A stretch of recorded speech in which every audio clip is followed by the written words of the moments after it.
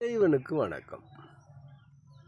பலருடைய வீட்டில் துஷ்ட தேவதைகள், தீய சக்திகள், மனதளவில் தீய எண்ணங்கள் கொண்டிருப்பவர்களுக்கு தூபங்கள் ஒன்று சொல்லுகிறேன்.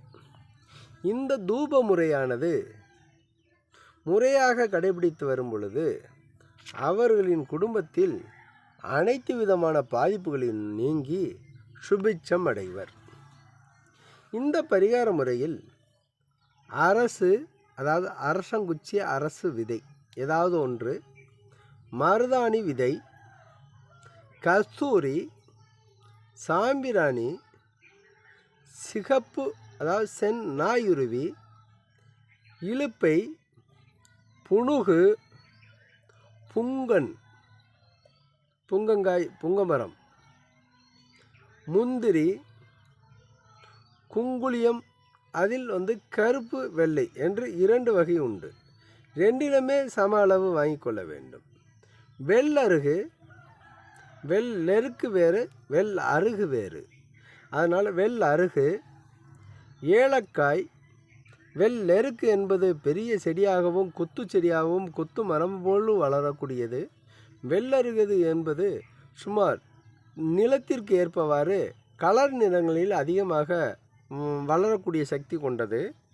இது முழு கசப்புத்தன்மையுடைய மூலிகையாகும். இது அதிகபட்சமாக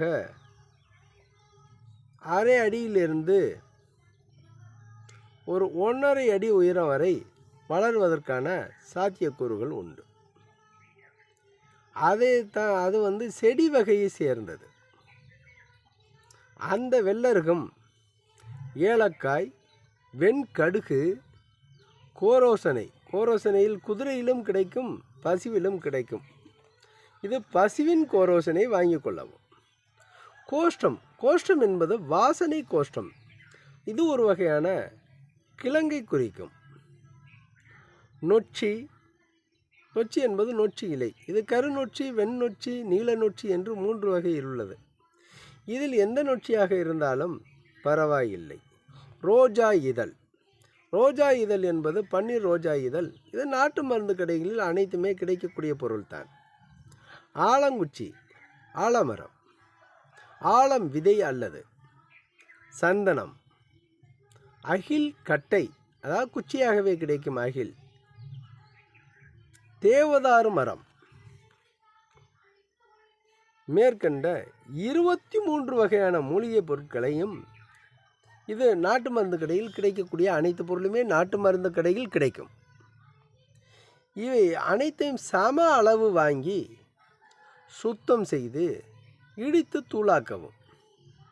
இந்த தூபப்பொடியை தினந்தோறும் வீடு, தொழிற்ஸ்தானங்களில் போட்டு வர நாளுக்கு நாள் தன வளர்ச்சி ஏற்படும். அதாவது பண கஷ்டங்கள் நீங்கி மனக்கஷ்டமும் நீங்கக்கூடிய தனத்தை பெருக்கி கொடுக்கக்கூடியதாகும். செல்வ வளம் பெருகி சிறந்த பயனுள்ள தூபப்பொடியாக இதை பயனடைவீர். துஷ்ட சக்திகள் விலகி இறைவனின் அருளை பூரணமாகவும் பெறுவீர் என்பது அனைவரின் ஆசையாகும்.